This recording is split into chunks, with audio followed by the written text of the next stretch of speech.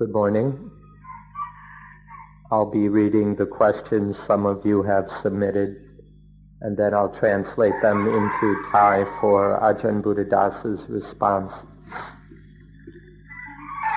The first question is, how does one lead a life full of Dhamma amongst those who do not? If we have sufficiently complete Dhamma, then we will be able to live and practice Dhamma in the midst of people who do not. We must know what to avoid what should be avoided, and only to get involved in things or ways that are useful. And we should know, and then we should have the purpose of getting involved in a way that helps those people who do not have Dhamma to understand Dhamma. If we have this approach, there won't be any difficulties and we won't get frustrated. The Dhamma itself will transform our minds, our hearts, so that we'll be able to live in such a way.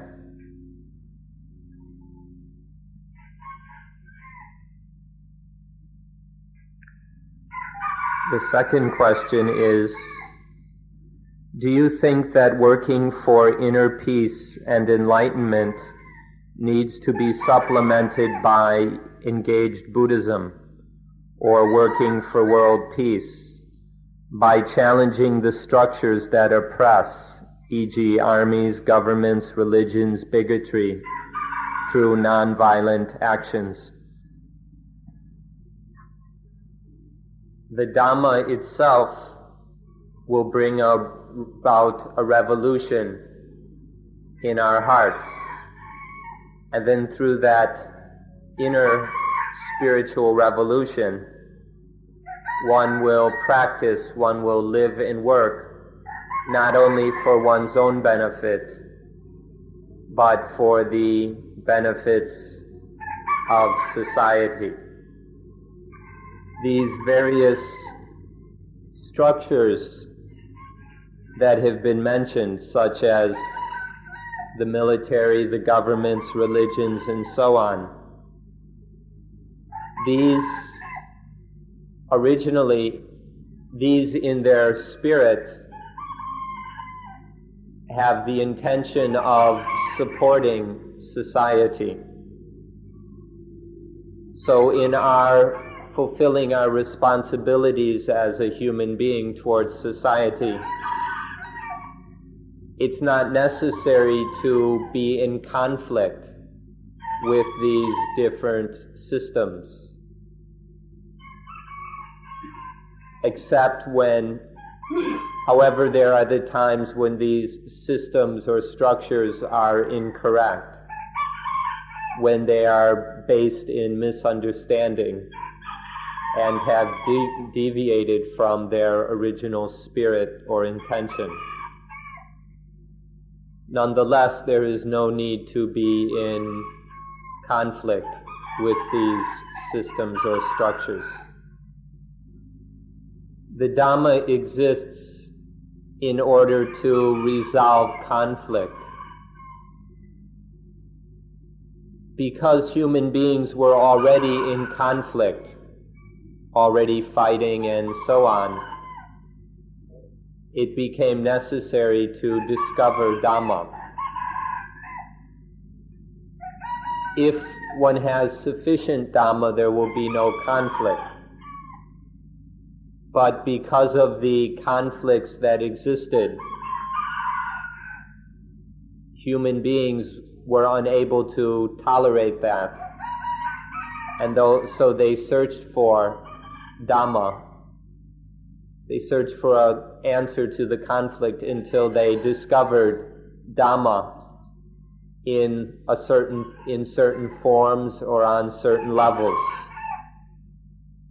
And these have later been developed until complete. On the beginning level, Dhamma is a matter of ethics or morality in order to solve social problems or the problems between human beings, interpersonal problems and so on. And then Dhamma developed further until it reached the level of religion or spirituality. Morality, or the moral level of Dhamma, is primarily concerned with social problems, whereas religion, or the spiritual level of Dhamma, is concerned with an inner revolution. We make outer revolutions in order to change society. Dhamma, however, the spiritual level of Dhamma, is for a revolution of our own hearts, which will solve the problems not only which are inside, but also those which are outside. So this spiritual level of Dhamma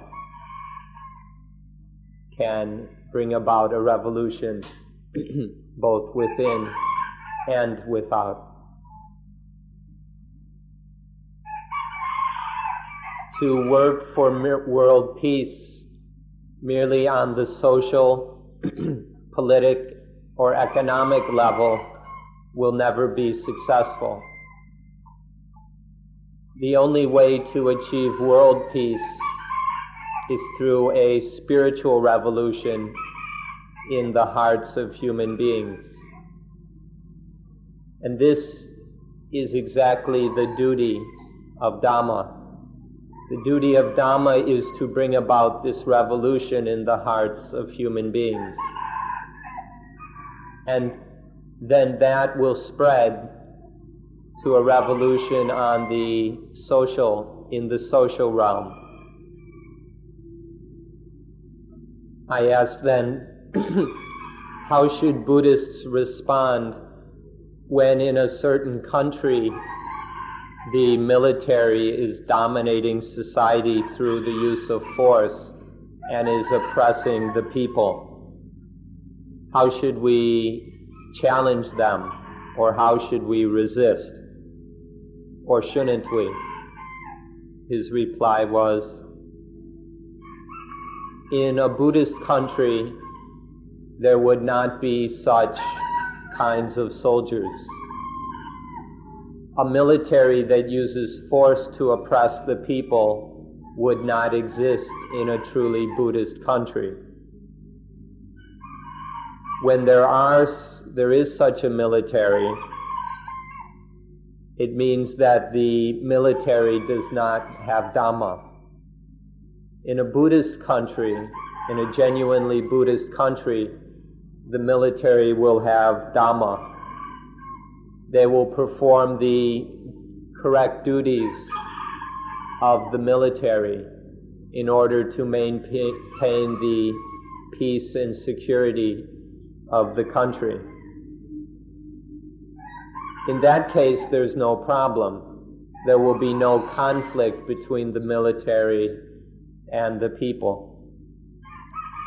If, however, the military is using force, is killing its own people and exploiting in other ways, this is a sign that that country does not have Dhamma, that that country lacks true or correct religion. To resist immorality with more immorality or with immoral means leads only to war. To resist or work against immorality, one needs morality or higher levels of Dhamma. Therefore, one should prepare oneself to resist immorality in this higher way by training in having Dhamma. To exchange one's understanding of Dhamma, to have a Dhamma exchange between different segments of society can prevent such problems. Please don't overlook this possibility of exchanging Dhamma, of discussing Dhamma, so as to make understanding. One should rely upon mutual understanding and reconciliation as the primary means to deal with such conflicts or problems. These are the means which can actually solve the problems. That is, understanding and reconciliation through Dhamma. Please don't forget these tools.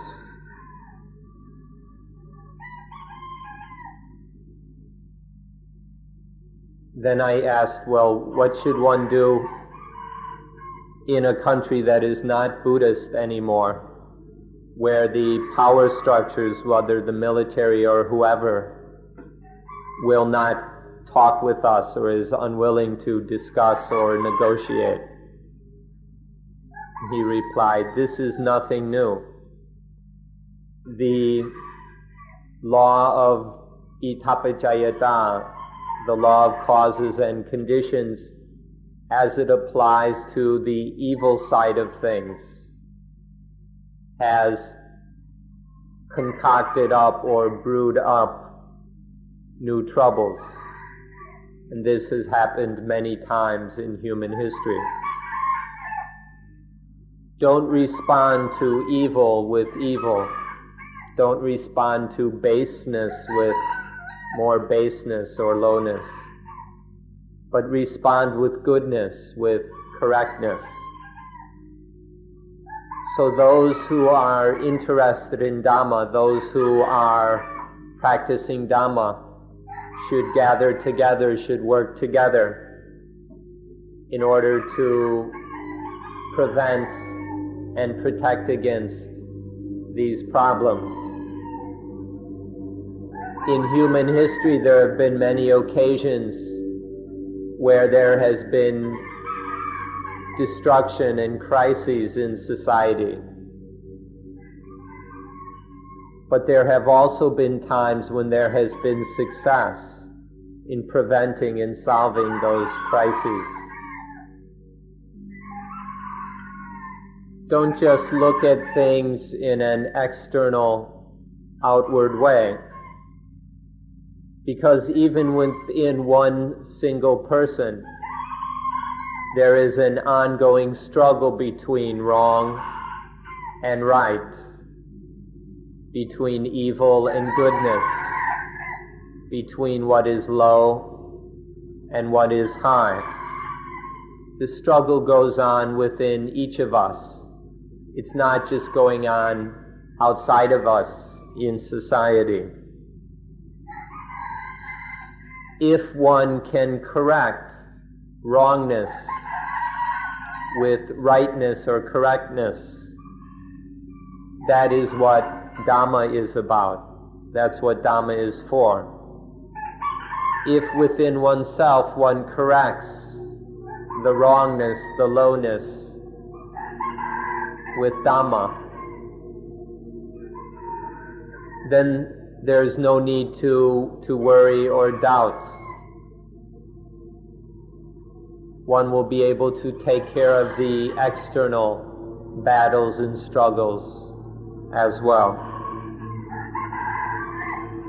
The study of history is mainly concerned with finding out how to beat the other side in war, how to be better at fighting, how to gain political, economic, and military advantages.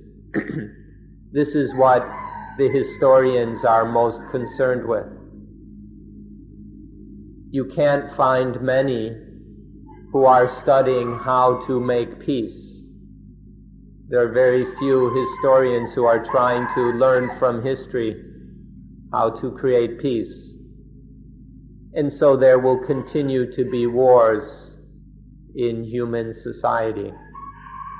That's just the way things go.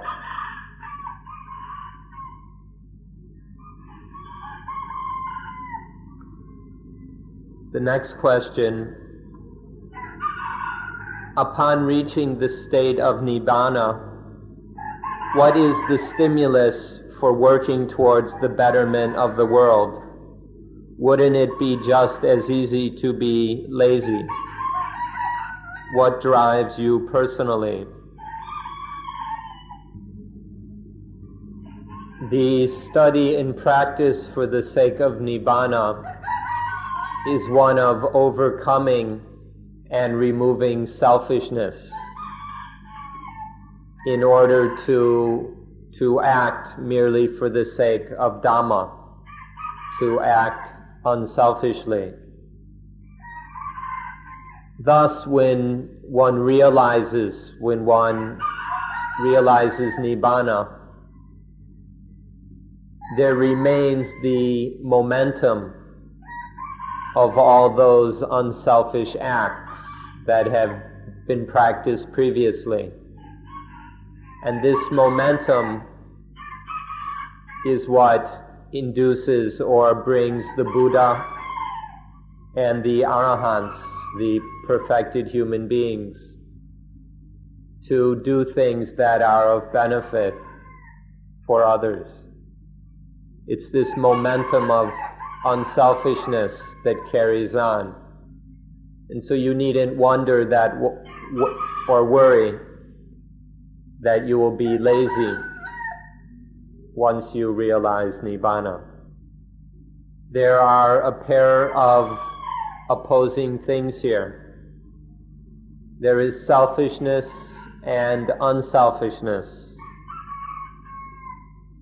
Selfishness is under the power of the defilements, whereas unselfishness is under the power of satipanya, or mindfulness and wisdom, which means Dhamma. When there is selfishness, there is no Dhamma at all. When there is no selfishness, then there is Dhamma. And when there is Dhamma, then one just acts for the benefit of others. It's not possible for life to remain still. Life is movement. And when there is Dhamma, the movement is solely for the benefit of others. That is, for the sake of Dhamma. And so don't worry, this momentum of Dhamma, of unselfishness, will carry on. And so one can live solely for the benefit, for the happiness of others. When one is successful in one's own practice and has solved all of one's problems, then one asks, well, what does one do next? It's not possible to do nothing, to just vegetate or something. It's natural that one then looks around to see what needs to be done. When we have fulfilled our personal duty towards ourselves, then one looks around to see what needs to be done beyond that. And because of the whole flow of one's practice before, the answer is apparent and obvious. Well, if I have practiced like this and done this, with the result that now I have found perfect peace for myself, then I can invite you all, or encourage you, and help you in any way possible so that you will have this same peace. And to request that you all help, that you all work together to spread this peace amongst all human beings. This is how it has worked in the past with the Buddha and with all the Arahants, that finding their own peace, they then worked to help others to find it as well. Please don't be surprised or startled when you hear that even the Arahant needs entertainment. Even the perfected human being seeks entertainment. But the Arahant doesn't look for sexual entertainment or worldly entertainment. The entertainment of the awakened being is Dhammic. It's the kind of entertainment that has to do with Dhamma. So the Arahant finds his joy, relaxation, and fun similar to playing sports or games in helping others. Whatever way the Arahant has practiced and lived in order to find perfect peace, then the Arahant helps others to do the same. So you need not worry that the Arahant will be lazy or useless. And so why don't all of you try out this kind of entertainment? Why don't you seek this Dhammic entertainment or spiritual entertainment of helping others? We can call this moving usefully. Since life is movement, this is just a matter of making that movement useful and beneficial. So start on a small, little level, and then develop it further and further until the highest level, until one's life is a kind of movement which is the greatest benefit for others.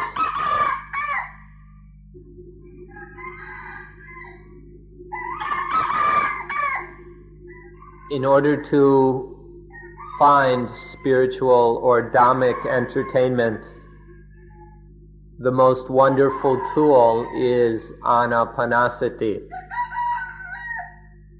This is the kind of entertainment which leads to poti, or enlightenment.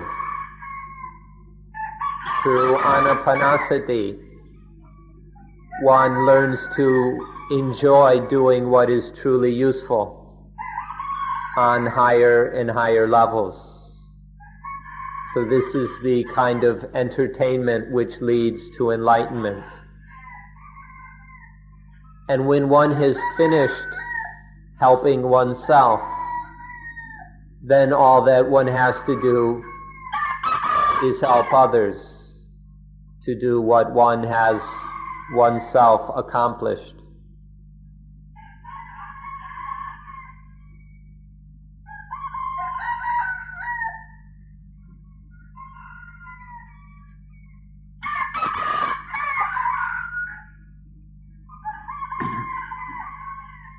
Next question. Buddhism relies on the law of nature. In nature, survival of the fittest is a very basic concept. Actually, this is a concept in human thinking. It's not a concept in nature itself. It's just a human theory. Working for the sake of duty seems to be close to the concepts of socialism or communism. And experience seems to show that, like nature, man performs best under some degree of competition.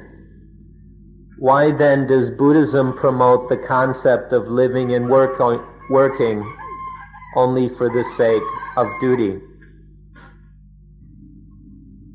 The survival of the fittest is an inherent principle or law of nature.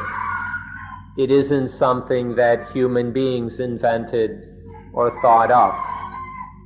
It's just a fact of nature that there is survival of the fittest. And to do duty for duty's sake, this is the meaning of the fittest. To be most fit for survival, one must do duty for duty's sake. That is, to do the duty correctly in line with the law of nature. When one acts and lives in line with the law of nature, then one is fit, one is supremely fit for survival. To do duty merely for one's own sake, for some personal advantage or benefit, this is not in line with the law of nature. And so the selfish being is not fit for survival. But it's only by doing duty just for the sake of Dhamma, for duty, according to the law of nature, that one is fit for survival. So it's correct to say survival of the fittest. And fitness here is solely a matter of doing duty for the sake of duty itself.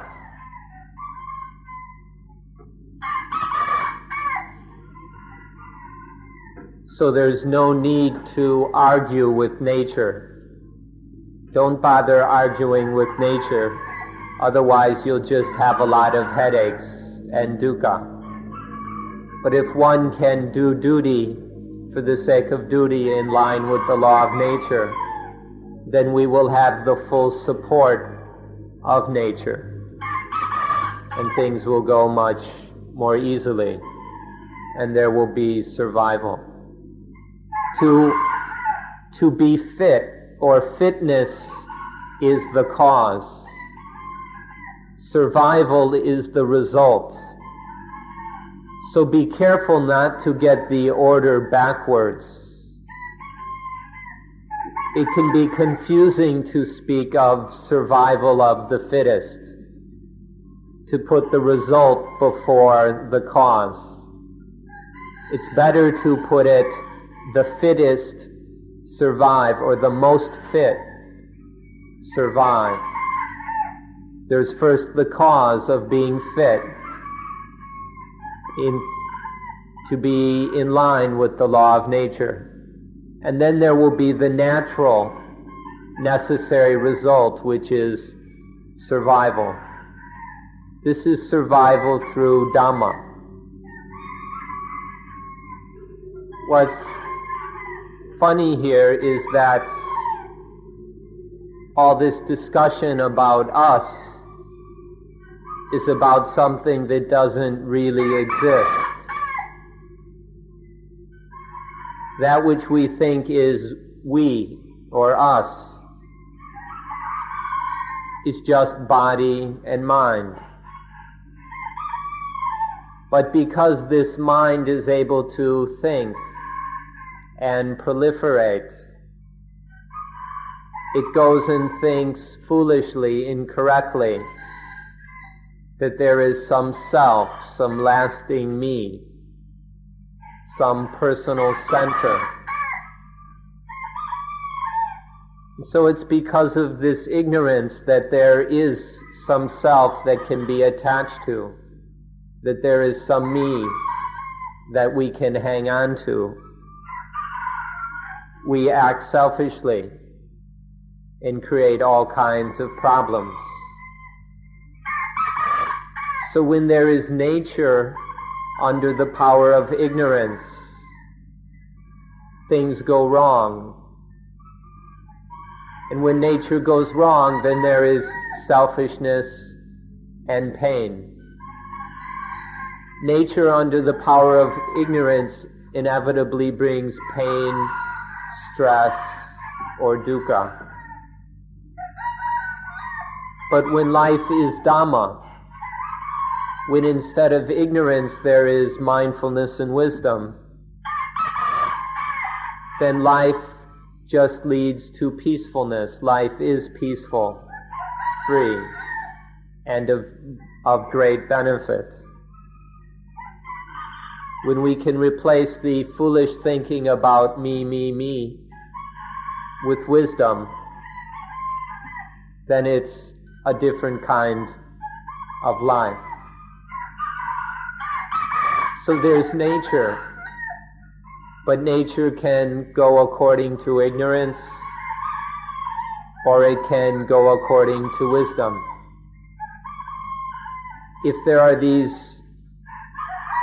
If instead of taking ego to be me, if what we call us or we is just Dhamma, the Dhamma, the nature that has been borrowed in order to be us. If we understand us to just be Dhamma, then with this wisdom we won't make a mess out of things. We won't create selfishness and egoism. So the thing is how to make life Dhamma, how for Dhamma to be life, how to make these one and the same for us, so that it's no longer a nature that goes wrong, a nature that becomes stressful and painful. Literally, the word Dhamma means nature. Nature is Dhamma. But in essence, they are not exactly the same. However, in practice, on the most profound level, they are again the same. When our way of living, when our behavior, all of our activities are in line with Dhamma, when everything we do is according to the law of nature, then Dhamma and nature are one and the same. To act, to behave in line with the law of nature, this is called Dhamma. And when we act and live that way, then our nature, the nature that we are, and Dhamma are the same thing. Every atom, every molecule of these bodies are nature and happen according to the law of nature. They are Dhamma. Every particle of these hearts or minds are nature. When all these natures are correct, then there will be the survival that we have been talking about. When there is incorrectness in our physical nature, in the body, then the result is illness and disease. When there is incorrectness in our mental or spiritual nature, in the mind, then there is a spiritual illness, that is the defilements such as greed, anger, and delusion. But when there is correctness, when there is Dhamma both physically and mentally, then everything is fine. There are no physical diseases and no mental diseases. When the system, both the mental and physical systems, then can work together correctly, then there are no problems. Then the two can function together. You can't separate them. If you try to separate the mind from the body, the result will be death, and then you won't be able to do anything anymore. They become useless. But when the body and the mind depend upon each other, when they're integrated through Dhamma with correctness, then we can do everything that we need to do. We live in the era of science, in which scientific understanding has become very precise, developed, and refined. And so when we speak about everything being nature, everything being natural, about Dhamma being nature, then people can understand. In the past, before there was adequate understanding of science, people couldn't understand. They couldn't understand if you said everything is nature. They would only understand if you spoke about spirits, if you spoke about angels and devils, and in the end spoke about God. What nowadays we call the fittest survive. In the old days that meant to be fit in terms of God or to do the will of God. That's the old superstitious way of speaking. But nowadays, when there's inadequate understanding of nature due to science, we don't have to speak in such mythological or anthropomorphic ways. We can speak directly in Dhamma language, to speak merely of to be fit according to the law of nature, and then one will survive. This is Dhamma language, without having to use any poetry or metaphors. It's not the people language, that where everything has to be expressed in terms of egos, in selves, in anthropomorphic language.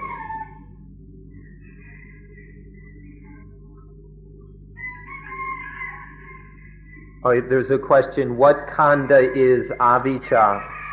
Is it a tendency or a khandha? Normally we translate avijja as not knowing. But in fact, there isn't anyone who doesn't know something. There isn't anyone who knows absolutely nothing.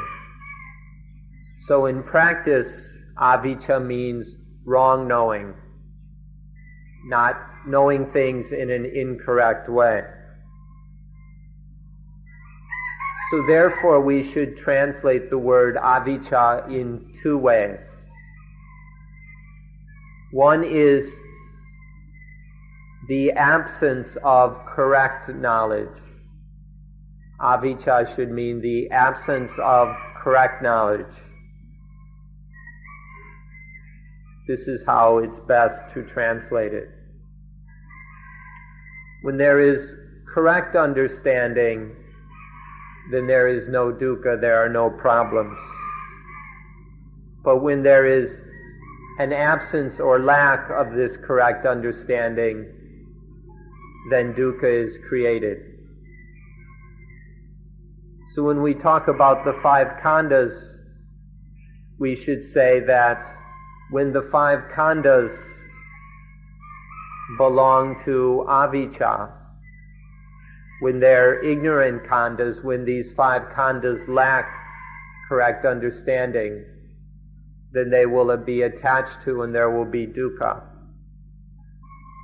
But when the 5 khandhas are trained, when they are trained properly, until they have correct knowledge,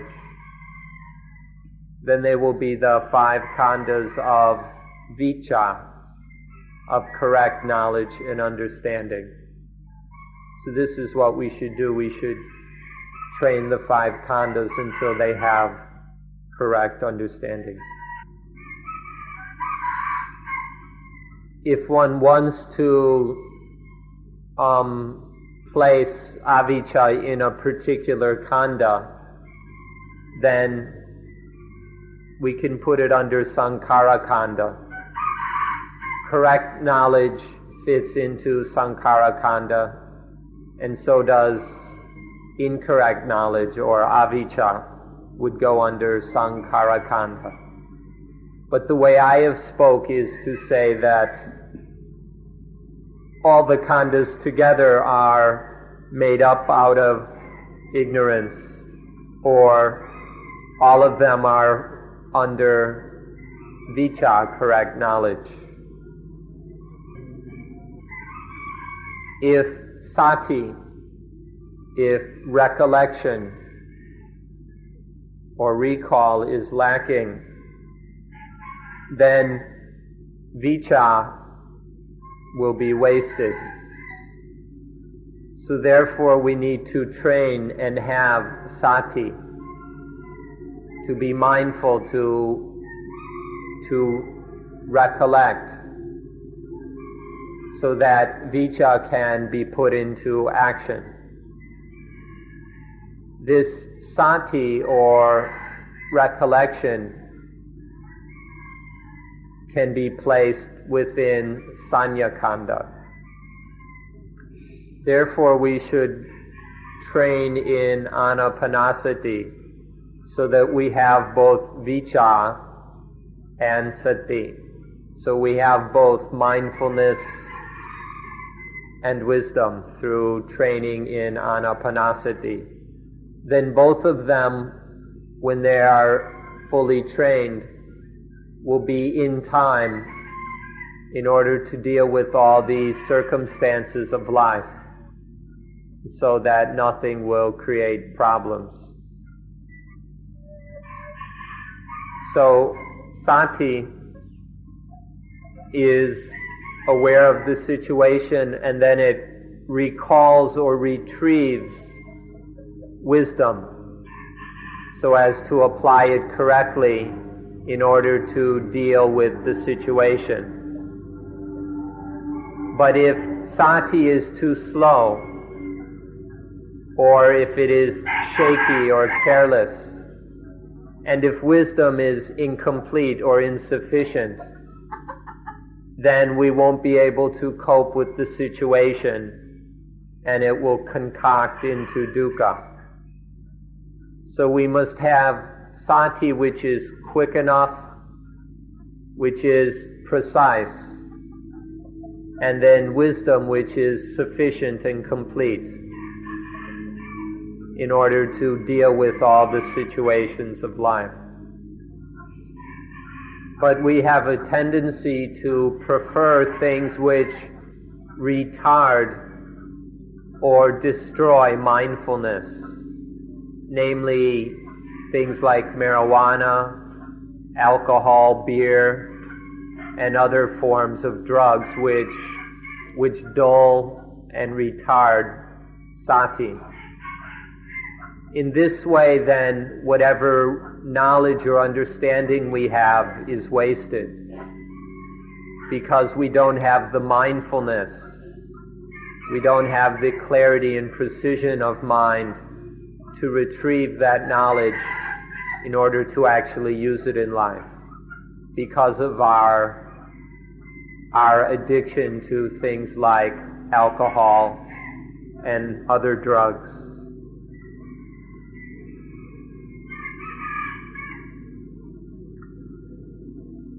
Anapanasati is a complete path to liberation.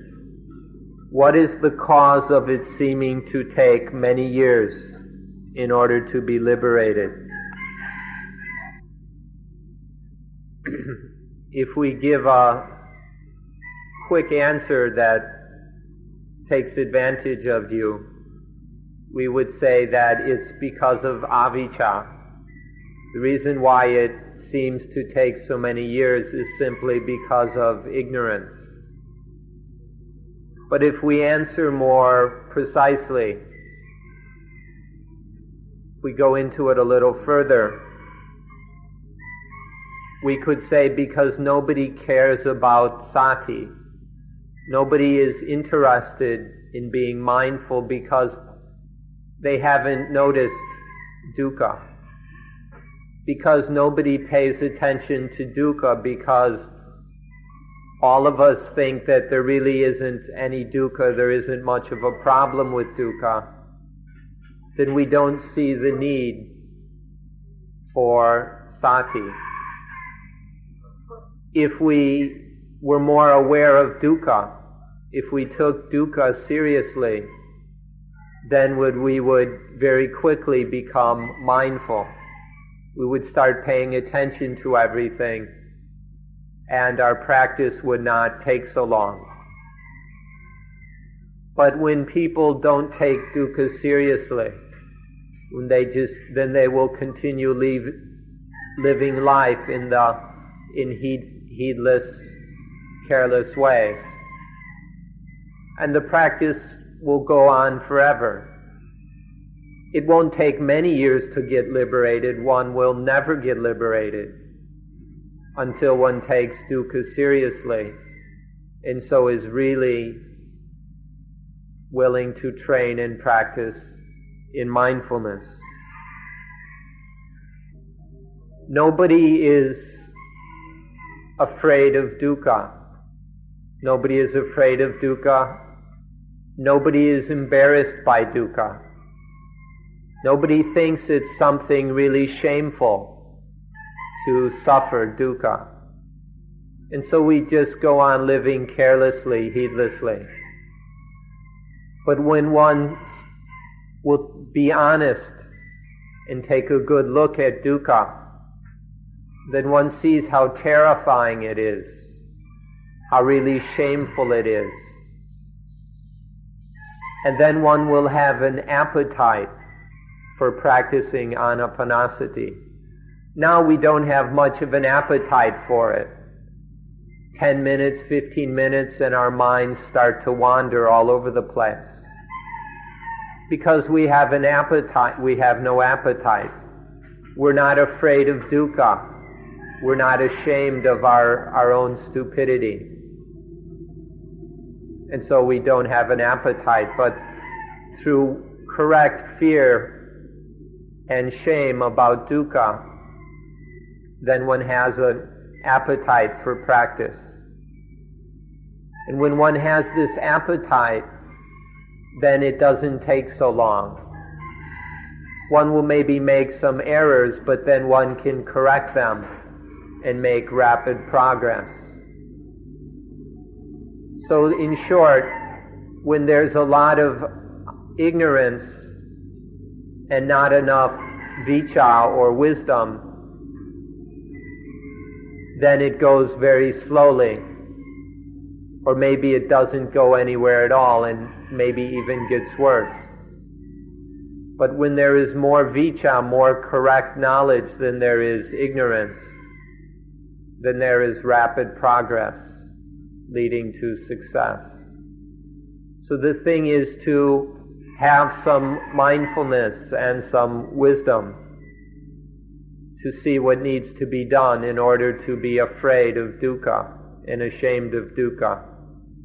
And then things will develop accordingly.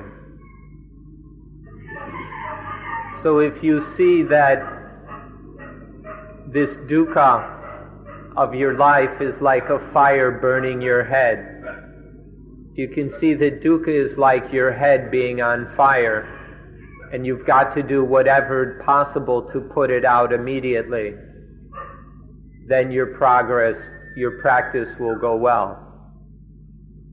If you can see that you came here in order to study Dhamma for the sake of quenching dukkha, then things will go well. But if you think that you came here to learn Dhamma in order to hear something strange, to practice philosophy, to think of new ideas, or to write books about Buddhism, or to make yourself happy or comfortable, or to feel better, or to become famous, if this is why you're studying Dhamma, then it will take a very long, long time. So please come to study Dhamma simply for the sake of quenching dukkha. Be interested in Dhamma merely to make an end to dukkha. As for merely making yourself feel better, to forget a few of your problems or to be happy for a little while, if that's your attitude, then it'll take a long, long time. Some people have a lot of academic knowledge about Dhamma. They've studied Dhamma for many years in an academic way until they can graduate from university and even be a professor of Buddhist studies. But this alone will not quench dukkha. This won't solve any problems, although you might be able to get a job out of it. Because one has to practice Dhamma. It's not just enough to rack up or store up a lot of knowledge. One must practice Dhamma. So if one is sick and tired of dukkha, one is afraid of dukkha and ashamed of dukkha, so that one seriously studies for the sake of quenching dukkha and practices in order to make an end to dukkha, then one will make steady and rapid progress. It's like all of you here traveling around the world. Are you traveling around just to see strange new things, to have new experiences, to take lots of photographs, to write home letters and so on? Or are you traveling in order to find the way to end dukkha? If your travels are for the sake of ending dukkha, then you will make progress even while traveling. But if you're just traveling for fun, for entertainment, to relax, to escape, then it will be a long, long time till one can make an end to dukkha. So in short, one needs an appetite for Dhamma. The Pali word for this is chanda. When one has an appetite for Dhamma and for practice, when one has a real appetite, then there will be success. If we speak in the Buddha's language, then you will understand more easily. When the Buddha spoke of the world, he meant the thing that is full of problems and dukkha. All the problems that are dukkha, this is what the Buddha meant by the world. So if you travel around this world of the Buddha, if you travel around and around this world, then it won't be long till you can make an end to dukkha.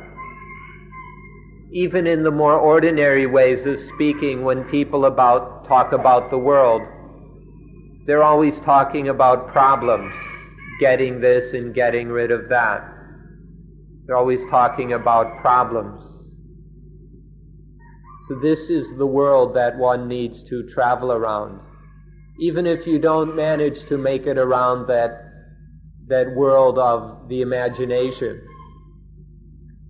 But if you travel around and around in this real world of the dukkha we create out of life, then one will find the way out of it.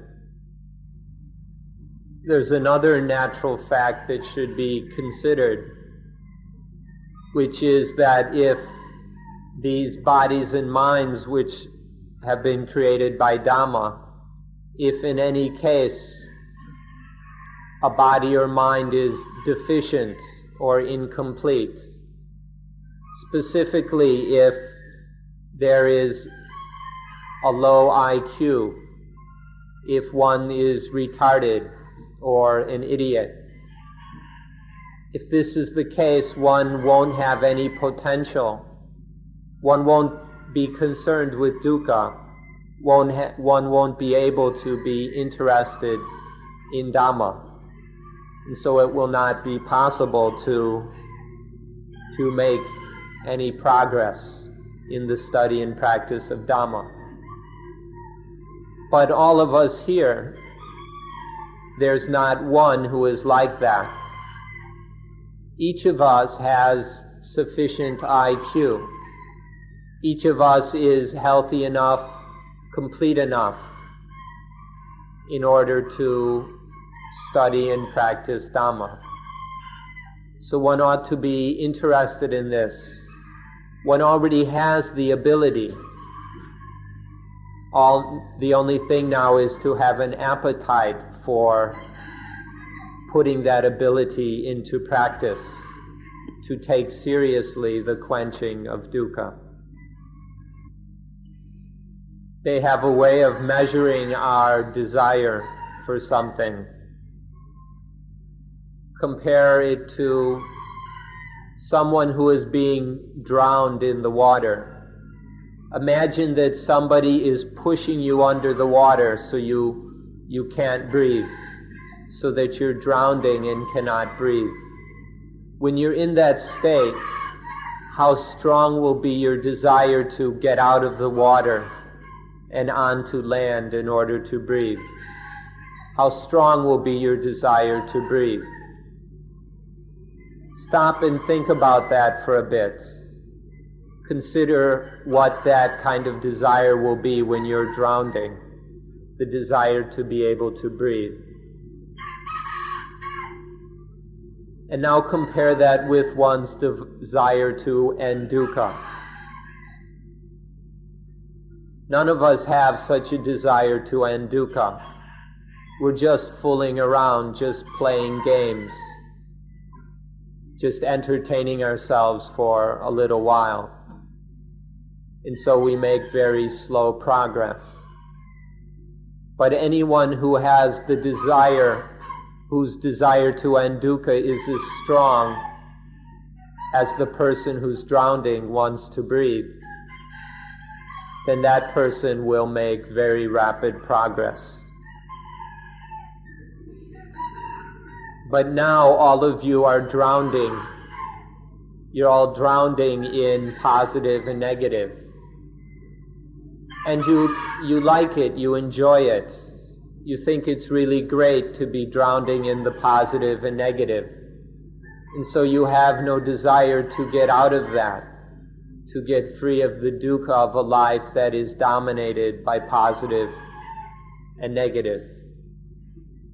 But when one sees how all this positive and negative traps us into dukkha, then one will want to get free of it. But as long as we're content with that positive and negative, then we'll continue drowning. Our life will go nowhere. It will be wasted.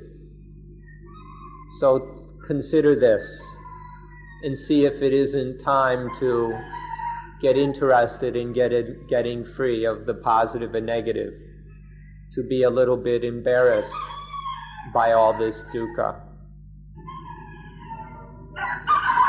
So please try, please strive please try to get out from the power of positive and negative. But let us say that if you aren't interested in this, if you don't have any desire to get free of the power of positive and negative, then we have to say that you're weak-minded, even that you're retarded, and that you won't have the ability to study Buddhism. Buddhism is only about dukkha and the end of dukkha. And if you're not interested in this, well then, how will you ever be able to study Buddhism? So we hope that you will try to get free of the power, to rise up above the power of positive and negative in order to be free of dukkha. If this is what you're interested in, if you're genuinely interested in this, then it won't take so long. And so this will conclude our question session and answer session for today.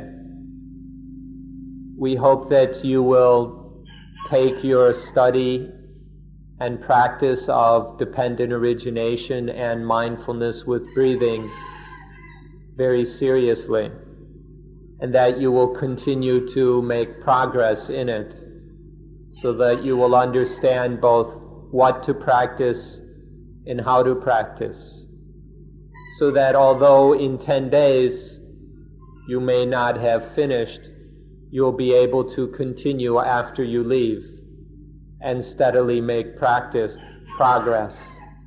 in order to have a life that is free of positive and negative, a life without any problems. So we wish you success in your study and practice. May you have an appetite for this, and may you enjoy it. So that's all for today. If you'd like, since there are many questions remaining, we can answer the rest, or at least some of the rest, tomorrow. So